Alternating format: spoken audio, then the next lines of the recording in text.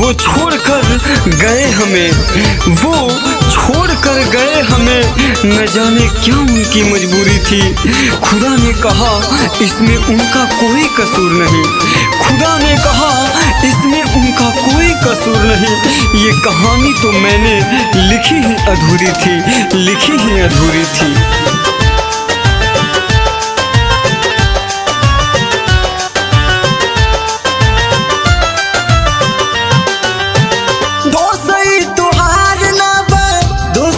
नजरिया के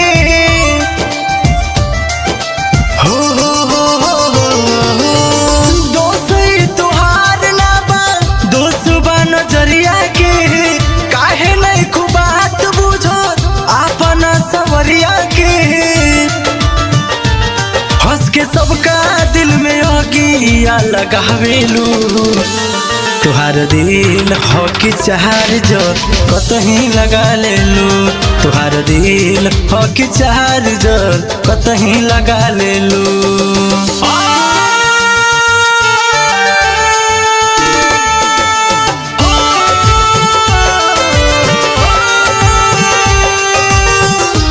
संजीवनी रिकॉर्डिंग स्टूडियो भोरे।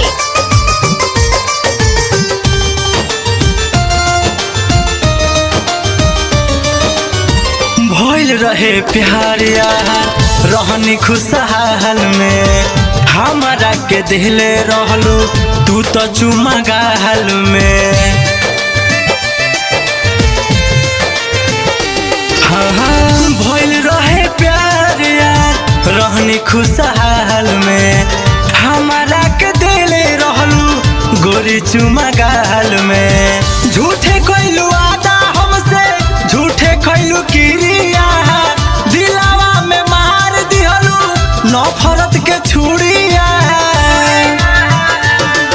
के झूठा प्यार हम के पुल्हावेलू।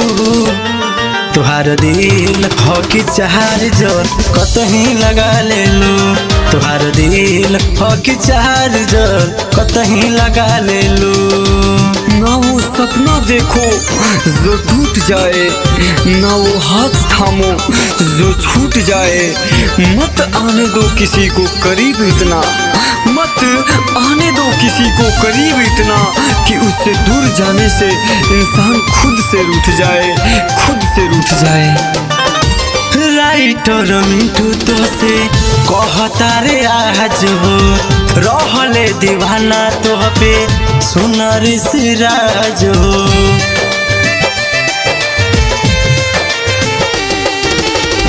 राइटर मिंटू तो से कहता रे आज हो रहले दीवाना तो पे सुनर सिराज हो। का कोई दर्द देके ऐसन गइलू। जियते तू कफन अपने हाथे ओढ़लू। छोड़ी अपने हम पे छलंग लगावेलू। तुहार दिल हो कि चार जो कतही लगा लेलू। तुहार दिल हो कि चार जो कतही लगा लेलू।